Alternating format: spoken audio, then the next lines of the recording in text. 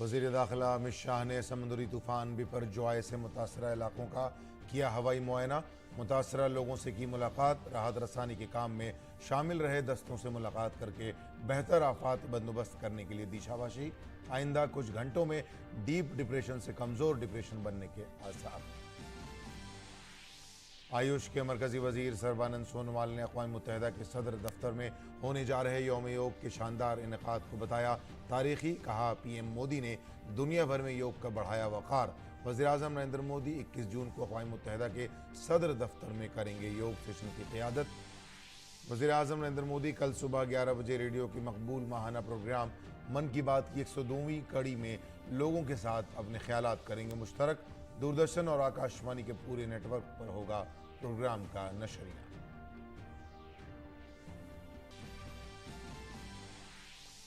चेन्नई में BJP leader SG Surya की गिरफ्तारी के मामले ने पकड़ा तूल। बीजेपी ने डीएमके के हुकूमत पर लगाया तानाशाही का इल्जाम।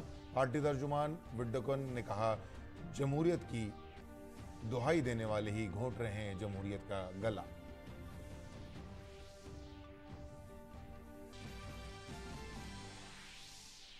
नेताजी सुभाष चंद्र बोस मेमोरियल लेक्चर में कौमी सलामती के मुशीर अजीत डोभाल का खिताब। कहा नेताजी ने आज़ादी मांगने की बजाय अपने हक मानकर उसे हासिल करने के लिए की जद्दोजहद। अगर नेताजी होते तो नहीं हो सकती थी मुल्क की तक़सीम।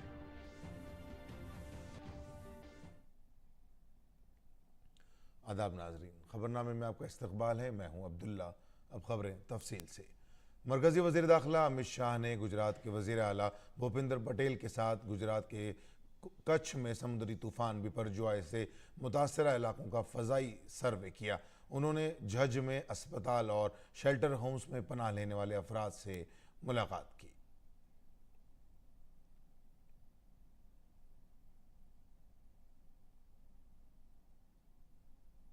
मरकज़ी वज़ीर दाखिला अमित शाह ने तूफ़ान से मुतासरा भुज के अपने दौरे के दौरान वहाँ के मकामी बाशिंदों से मुलाकात की और वहाँ मौजूद लोगों का हाल चाल जाना।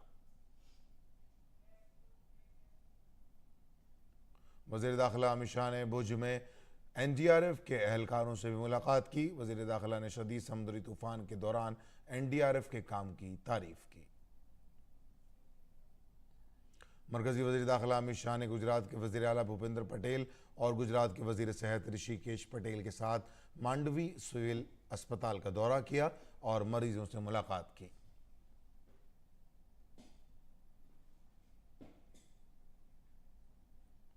वहीं त्रिपुरा में एक जलसे आम के दौरान बीजेपी के कौमी सदर जेपी नड्डा ने कहा कि मरकज़ी हुकूमत की कोशिशों और मरकज़ी और रियासती हुकूमत के दरमियान बेहतर तालमेल की वजह से गुजरात में 1 लाख से ज़्यादा लोगों को तूफान से बाहिफाजत बचा लिया गया है।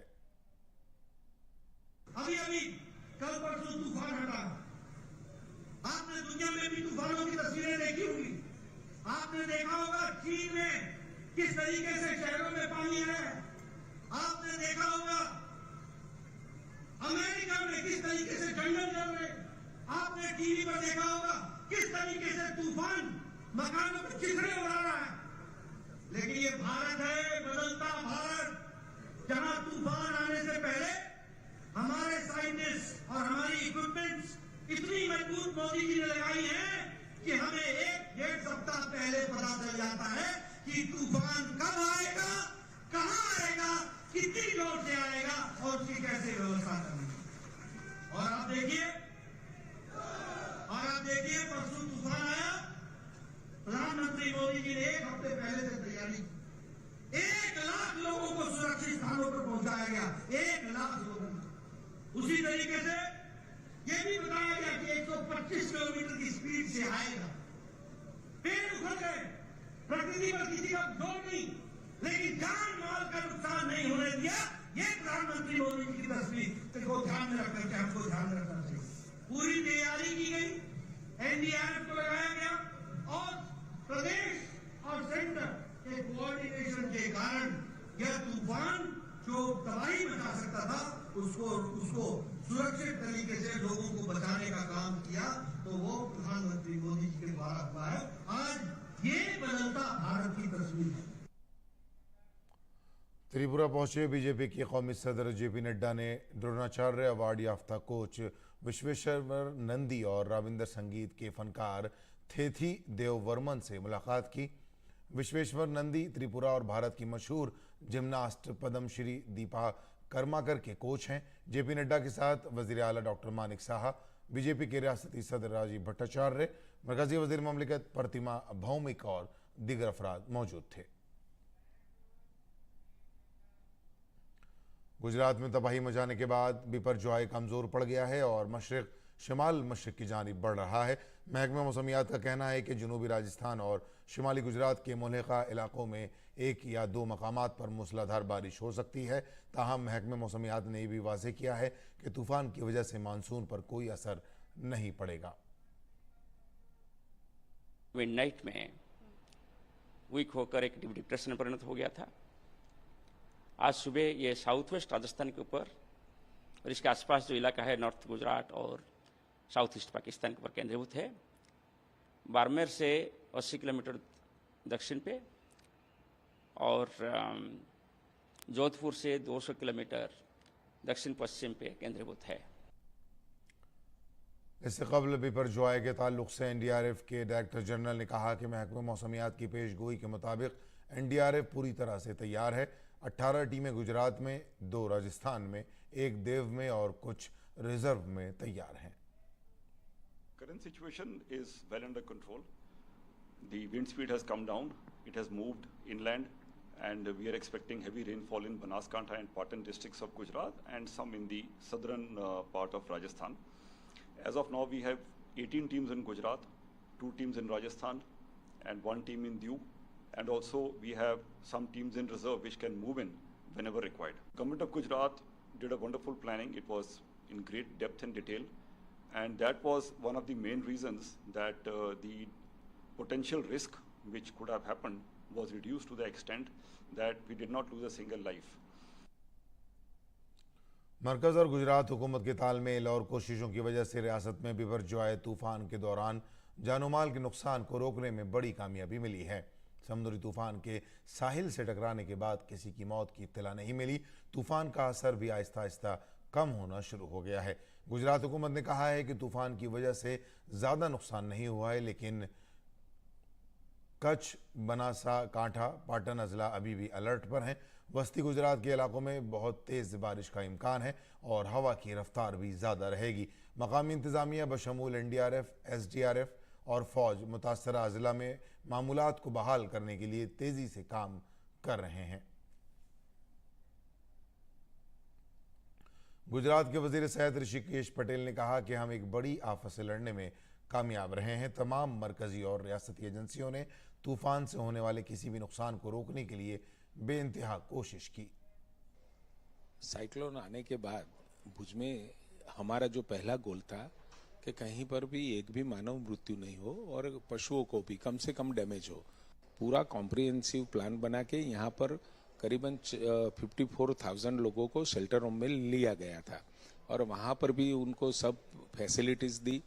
बिजली की भी व्यवस्था की, आरोग्य की व्यवस्था की, पीने के पानी की भी व्यवस्था की और साथ में उनके खाने के लिए भी कहीं पर भी ये सब सामाजिक संस्थाओं और जो एनजीओज है और हमारे कार्यकर्ता है सब जगह पे पहुंच गए थे।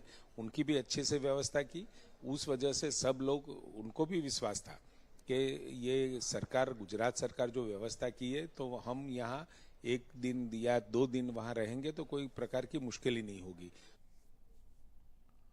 तूफान बिपरजॉय के बाद द्वारका में वाक़ आलमी शोहरत याफ्ता द्वारकाधीश मंदिर के कपाट खोल दिए गए हैं। मंदिर खोलने के बाद अकीदतमंदों में जोशो खरोश देखा गया। राजस्थान में समुद्री तूफान बिपरजॉय के इम्कान के पेश नज़र अलर्ट जारी किया गया है। जयपुर में महकमे मौसमियात ने कहा कि बिपरजॉय कमज़ोर हो गया है। तूफान के असर से आज रियासत के कई अजला में मूसलाधार बारिश का इम्कान है। महकमे मौसमियात की वार्निंग के बाद रियासती हुकूमत ने ज़िला इंतज़ामिया को अलर्ट कर दिया है। कई अजला में SDRF की टीमें तैनात की गई हैं, जबकि मुलाजिमीन को हेड क्वार्टर में रहने की हिदायत दी गई है। ज़िले कलेक्टरों ने शहरियों से दरख्वास्त की है कि वो 2 दिन तक गैर ज़रूरी तौर पर घरों से ना निकलें। जोधपुर के ज़िला कलेक्टर ने तमाम तालीमी इदारे, कोचिंग इदारे, जिम, सियाहती मकामात और समर कैंप्स को आज भी बंद रखने की हिदायत दी है। बाड़मेर, जालवर, जोधपुर, सरोही अजला में कल तेज़ हवाओं के साथ बारिश हुई और कई मकामात पर दरख्त और खंबे उखड़ गए। फौज ने शुमाली सिक्किम में शदीद बारिश की वजह से फंसे सैकड़ों सयाहों को बाहिफाजत निकाल लिया है। फौज के मुताबिक शुमाली सिक्किम में 2000 से ज़्यादा सयाह फंसे हुए हैं। फौज ने कहा कि 16 जून को सैलाब की वजह से चिंगथांग के नज़दीक सड़क बह गई। शदीद बारिश और ख़राब मौसम में BRO प्रोजेक्ट स्वास्तिक ने सयाहों को बचाने के लिए मुतासर इलाकों के ऊपर एक आर्जी क्रॉसिंग बनाने के लिए रात भर काम किया। फौज के मुताबिक हफ्ते तक 300 से ज़ायद सयाहों को बचा लिया गया है। सड़कों से राब्ता बहाल करने की कोशिशें जारी हैं, जबकि सयाहों का इनखला अभी भी जारी है। गुजरात के जूनागढ़ में कल रात इज़दाद तजावुज़ात मुहिम के खिलाफ भीड़ ने मुखालिफत के बाद पथराव किया, जिसमें कुछ पुलिस एहलकार जख्मी हो गए। पुलिस के मुताबिक शहर के मजेवाड़ी गेट के नज़दीक एक मस्जिद को जूनागढ़ म्यूनसिपल कॉरपोरेशन ने 5 दिन के अंदर दस्तावेजात पेश करने का नोटिस दिया था, लेकिन जुमे के रोज़ तकरीबन 500 से 600 लोगों का हुजूम मौके पर जमा हो गया, जिससे सड़क पर ट्रैफिक में खलल पड़ा। पुलिस ने सड़क से जाम हटाने की कोशिश की, जिसके बाद लोगों ने पथराव शुरू कर दिया और पुलिस पर हमला कर दिया। पुलिस ने भीड़ को मुंतशिर करने के लिए लाठीचार्ज किया। इस वाक़े में पुलिस एहलकार जख्मी हुए हैं। 174 अफराद को गिरफ्तार किया गया है। जो केबनशाह मस्जिद है, उनको नोटिस दिया गया था कि 5 दिन के अंदर जो भी कागज़ है उनको जूनागढ़ म्यूनसिपल कॉरपोरेशन में आके दिखाने के, एंड उनको कन्विंस करने की कोशिश कर रहे थे। लगभग 45 मिनट्स 1 आवर डिलिब्रेशन चला उनके बीच में, और उनको जो रोड ब्लॉक करने के लिए लोग कोशिश कर रहे थे वो हटाने की पुलिस से प्रयास कर रहे थे पीसफुली उनको हटाने के लिए। अराउंड 10-15 के आसपास बीच में से 2-4 पत्थर आए पुलिस के ऊपर, एंड लोग नाराबाजी करते हुए पुलिस के ऊपर अटैक करने के लिए आए थे। तो उस टाइम से पुलिस ने लाठीबाजी किया और इसको तितर बितर क्राउड को करने की कोशिश किया। इस दरमियान DYSP जूनागढ़ को ईजा हुई है और PSI किंजल मारू को ईजा हुई है और 2 अदर PSIs को एंड 1 पुलिस स्टाफ को इंजरीज हुई है। गुवाहाटी में एक प्रेस कॉन्फ्रेंस से खिताब करते हुए मरकजी वजीर सरबानंद सोनोवाल ने कहा कि इस साल के यौम योगा की खास बात यह है कि वज़ीर आज़म नरेंद्र मोदी अक़वाम मुत्तहिदा के दफ्तर से योगा करके दुनिया की क़ियादत करेंगे। इस बार सबसे बड़ी खबर यही है कि UNO की मुख्य कार्यालय से इस बार हमारे परम आदरणीय प्रधानमंत्री नरेंद्र मोदी जी योग डेमोन्स्ट्रेशन करेंगे और दुनिया को वो नेतृत्व देंगे। तो आप सबको मालूम है परम आदरणीय प्रधानमंत्री जी के दूरदर्शी नेतृत्व ने आज दुनिया में योग को इतना लोकप्रिय बनाया है, दुनिया के मानव समाज ने उसको स्वीकार की है। सबका मानना है योग अभ्यास के जरिए एक व्यक्ति निरोगी रह सकते हैं, सुस्वास्थ्य और तंदुरुस्त रह सकते हैं। तमिलनाडु बीजेपी के रियासती सेक्रेटरी SG सूर्या को 15 दिन की अदालती हिरासत में भेज दिया गया है। सख्त सिक्योरिटी के दरमियान SG सूर्या को पुलिस मदुराई जज के क्वार्टर में ले आई। आपको बता दें कि मदुराई जिले की साइबर क्राइम पुलिस ने जुमे की रात SG सूर्या को चेन्नई में गिरफ्तार किया था। ये गिरफ्तारी मदुराई के MP वेंकटेशन पर उनके हालिया ट्वीट के सिलसिले में हुई है। बीजेपी ने उनकी गिरफ्तारी के खिलाफ एहतजाज किया और चेन्नई पुलिस कमिश्नर के दफ्तर के बाहर एहतजाज किया। तमिलनाडु बीजेपी के रियासती सदर के अन्नामलाई ने सूर्या के खिलाफ कार्रवाई की सख्त मजम्मत की और DMK पर ताकत के गलत इस्तेमाल का इल्ज़ाम लगाया। उन्होंने एक ट्वीट में कहा कि स्टालिन हुकूमत आज़ादी इजहार को रोकने के लिए रियासती मशीनरी का गलत इस्तेमाल कर रही है। उन्होंने कहा कि ये गिरफ्तारियां हमें नहीं रोकेंगी और हम हक के अलमबरदार बने रहेंगे, जो हुकूमत को बेचैन कर देगा। बीजेपी ने तमिलनाडु के अपने रियासती सेक्रेटरी SG सूर्या की गिरफ्तारी की मजम्मत की। बीजेपी के तर्जुमान शहजाद पूनावाला ने कहा कि ये गिरफ्तारी स्टालिन हुकूमत की आमरीयत का मुंह बोलता सबूत है। The arrest of SG Surya is completely an act of dictatorship, autocratic mindset, and a very lame attempt by the Stalin government, which is not able to answer questions on corruption, which is not able to give a satisfactory response as to why Senthil Balaji is not being sacked as a minister. So in order to deflect the attention and in order to stifle the voice of the opposition, this kind of arbitrary and malicious arrest has been made. It shows the kind of autocratic mindset Mr. Stalin has, and it also exposes those who are the champion boys and champion girls of free speech. When a person has been arrested only for making a comment, which is a reasonable comment to make and to expose the powers in the state, he gets arrested, and the poster boys of freedom of speech and expression have not a word to offer. This shows the desperation of the Stalin government. कौमी सलामती के मुशीर अजीत डोभाल ने मुल्क की आज़ादी में नेताजी सुभाष चंद्र बोस के ताउन को सलाम किया। नई दिल्ली में नेताजी सुभाष चंद्र बोस मेमोरियल लेक्चर देते हुए डोभाल ने कहा कि आज़ादी का मुतालबा करने के बजाय नेताजी ने उसे अपने हक के तौर पर हासिल करने के लिए जद्दोजहद की। डोभाल ने कहा कि अगर नेताजी होते तो मुल्क की तकसीम नहीं हो सकती थी। I will not beg for freedom. It is my right. I have to get it. And if I beg for it, it will be conditional, it will have something. India would not have been partitioned if Subhash Bose was there. Jinnah said, I can accept only one leader. That is Subhash Bose.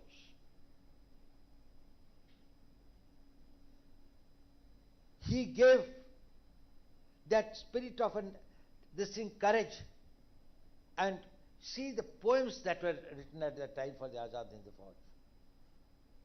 When he says, कदम कदम बढ़ाए जा, खुशी के गीत गाए जा, कौम की है जिंदगी, कौम पे लुटाए जा। वज़ीर-ए-आज़म नरेंद्र मोदी मकबूल माहाना रेडियो प्रोग्राम मन की बात की 102वीं किस्त में कल सुबह 11 बजे आवाम के साथ अपने ख्यालात मुश्तरक करेंगे। यह प्रोग्राम दूरदर्शन और ऑल इंडिया रेडियो के पूरे नेटवर्क पर नशर किया जाएगा। प्रोग्राम की हिंदी नशरियात के बाद इसे इलाकाई ज़बानों में भी नशर किया जाएगा। इस प्रोग्राम का बुनियादी मकसद शहरियों के साथ ख्यालात का इजहार करना है। वज़ीर दिफा राजनाथ सिंह ने दारुल हुकूमत लखनऊ के सूर्या ऑडिटोरियम में आत्मनिर्भर भारत दिफाई डायलॉग प्रोग्राम में शिरकत की। अस्करी शोबे में खुद इन्हिसारी पर जोर देते हुए वज़ीर दिफा ने कहा कि अगर किसी भी मुल्क को ताकतवर बनना है तो उसके लिए अस्करी शोबे में खुद इन्हिसारी बहुत ज़रूरी है। वज़ीर दिफा ने कहा कि दिफाई शोबे में खुद इन्हिसारी के लिए बड़े काम किए जा रहे हैं और मुल्क में बनाए जाने वाले 2 दिफाई कॉरिडोर इसकी मिसाल हैं। जो अपने इतिहास की दी हुई सीख को भूल जाते हैं तो उन्हें परेशानियों का दोबारा सामना करना पड़ता है। इसलिए इतिहास से सीख लेते हुए वर्तमान समय की सबसे बड़ी आवश्यकता है कि सेना के साथ साथ रक्षा संबंधी साजो सामान भी हमारे स्वयं के बनाए हुए हों। अगर हम डिफेंस मैन्युफैक्चरिंग के क्षेत्र में आत्मनिर्भर होंगे तो इससे कई सारे फायदे होंगे। इससे हमारी सेना तो आत्मनिर्भर होगी ही, लेकिन इसके अलावा भी उसके अन्य कई लाभ हैं। एक तो इंपोर्ट पर हमारा जो खर्च है वह कम होगा, और दूसरा अगर हम अपने देश में हथियार तैयार करेंगे तो इससे हमारे सिविल सेक्टर्स को भी निश्चित रूप से बहुत फायदा पहुंचेगा। रेलवे के वजीर अश्वनी विष्णु ने दिल्ली के DRM ऑफिस और कंट्रोल रूम का दौरा किया। इस दौरान वजीर रेलवे ने वहां मौजूद मुलाजिमीन और अफसरान से बातचीत की।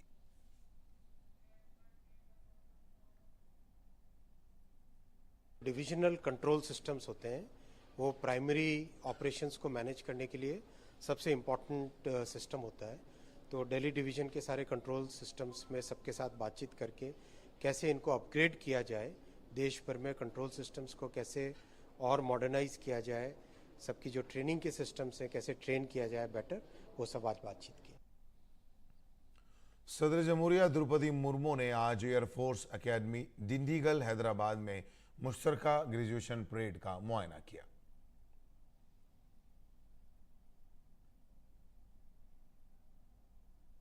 सदर ममलिकत ने बहरिया और कोस्ट गार्ड के एकेडमी से तरबियत याफ्ता अफसरान और कैडेट्स को बैज भी पेश किए।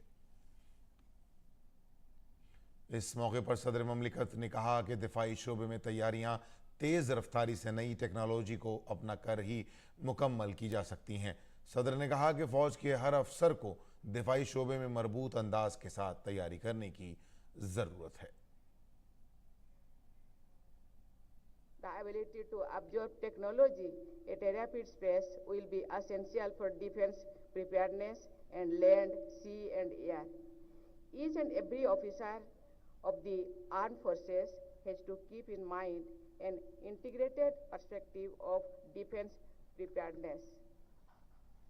I am happy to note that our Air Force is taking steps to be ever ready, especially future ready, keeping in view the overall security scenario, including the challenges of fighting a high technology war in a network-centric future battle space. सदर ममलिकत ने इस मौके पर फ़ज़ाइया के air show का भी जायज़ा लिया। इस मौके पर फ़ज़ाइया ने अपने मुख्तलिफ तैयारों से शानदार एरोबेटिक्स का मुजाहरा किया।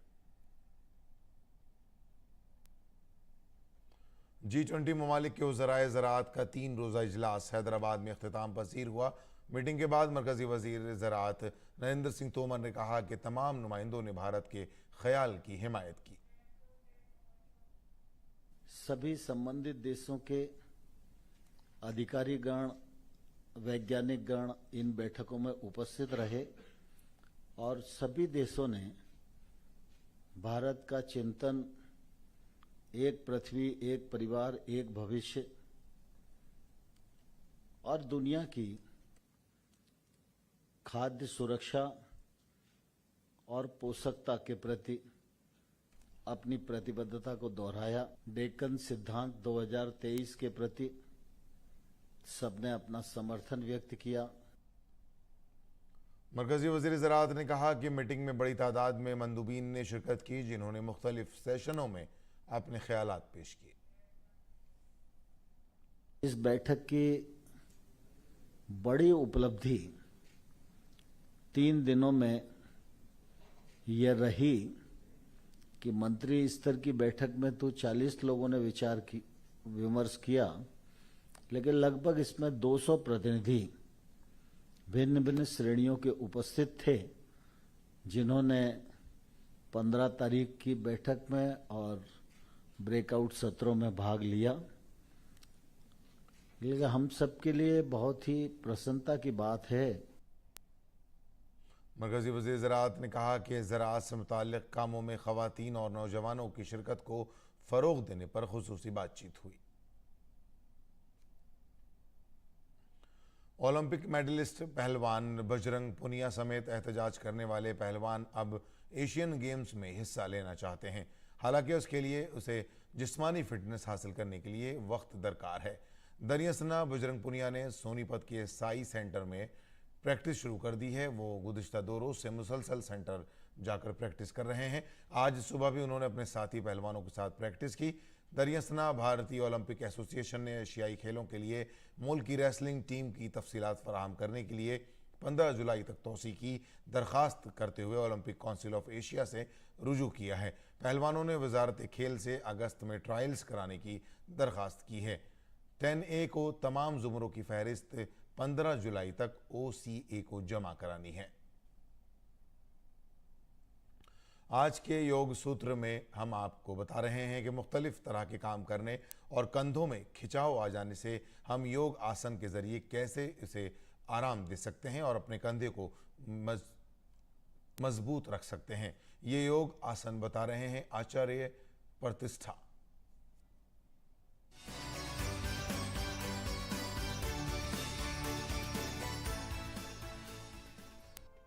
नमस्ते, मैं हूं आचार्य प्रतिष्ठा। जिम्मेदारियों का बोझ हमारे कंधों को स्टिफ कर देता है। यानी अगर आपके ऊपर बहुत सारा जिम्मेदारियों का बोझ है, आप तनाव में रहते हैं, आपको भविष्य की चिंता रहती है, अतीत से आप बाहर नहीं निकल पाते और जीवन में बहुत कुछ प्राप्त कर लेना चाहते हैं, लेकिन प्राप्त करने के मार्ग पर चलने की बजाय उसकी चिंता ओढ़ करके बैठे, तो सबसे पहली चीज जो इफेक्ट होती है वो है हमारे कंधे। और अगर हम अपनी जीवन शैली को देखें तो सुबह या तो कमीज पहनते हुए हाथ उठाते हैं या शाम को कमीज उतारते हुए हाथ उठाते हैं। उसके अलावा कंधों का कोई प्रयोग हम नहीं करते हैं। ऐसे में ज़रूरी है कि हम नियमित रूप से कंधों की पवन मुक्त क्रियाएं करें। और ये शोल्डर प्रैक्टिसेस इतनी सरल हैं कि आप दफ्तर में बैठे बैठे भी इनका अभ्यास कर सकते हैं। यानी योग की साधना हर अवस्था में हम कर सकते हैं, योगी बन सकते हैं और निरोगी रह सकते हैं। आइए सीधा सीधा सीखते हैं कंधों की पवन मुक्त क्रियाएं, जिनके लिए हमें इस प्रकार से वज्रासन में बैठ जाना होगा। अगर आप वज्रासन में नहीं बैठ सकते तो आप कुर्सी पर बैठ करके या खड़े होकर के इन क्रियाओं का अभ्यास कर सकते हैं। लेकिन क्रॉस लेग्ड पोजीशन में, चौकड़ी मारकर, पद्मासन में या सुखासन में इसका अभ्यास हमें नहीं करना चाहिए। कंधों की प्रैक्टिसेस के लिए हम सबसे पहले अपनी हथेलियों को अपने घुटनों पर टिका देंगे। इस अवस्था में आकर के कंधों को अप एंड डाउन मूवमेंट देना, यानी कि शोल्डर्स को ऊपर ले जाना और नीचे ले आना। जब आप नीचे लेकर के आएंगे, हल्का सा झटका एग्जैक्टली झटका नहीं, लेकिन फोर्सफुल आपका जो मूवमेंट है वो होना चाहिए। देखिए कैसे करेंगे।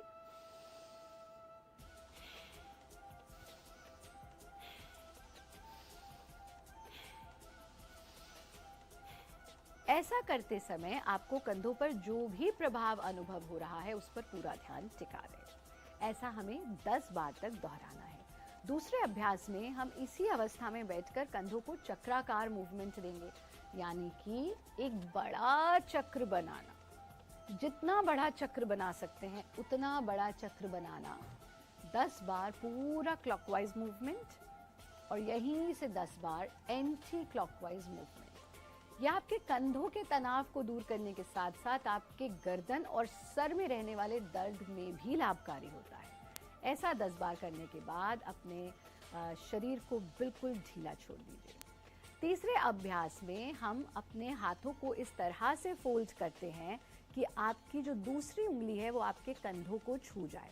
इस अवस्था में आकर के दोनों कोहनियों को आपस में मिलाना और फिर चक्राकार स्थिति ले लेना, यानी शोल्डर्स को आगे की ओर बेंड कर लेंगे हम हल्का सा, एल्बोज को मिला लेंगे और यहाँ से एक बड़ा चक्र बनाएंगे। जितना बड़ा सर्कल बना सकते हैं उतना बड़ा सर्कल बनाना।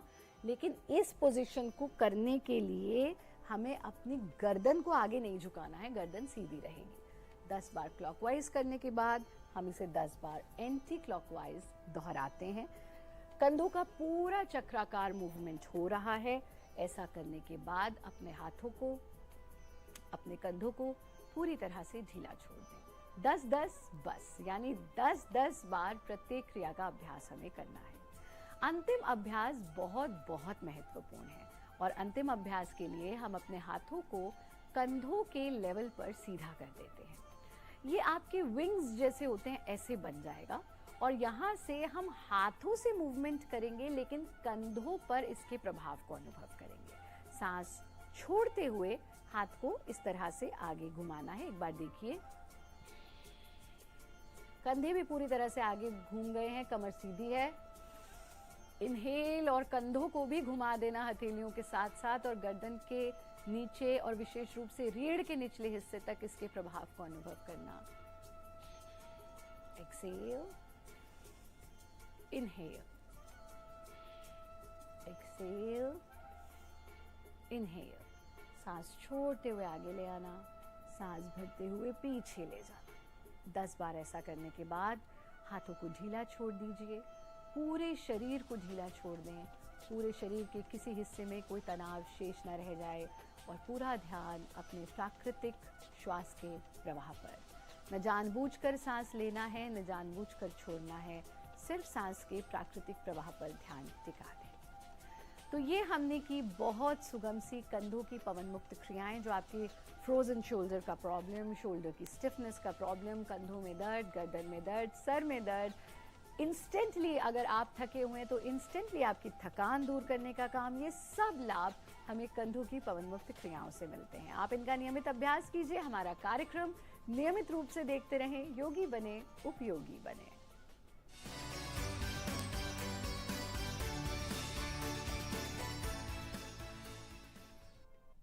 नाजरीन, इसके साथ ही खबरनामा मुकम्मल होता है। इजाज़त दीजिए। आदाब।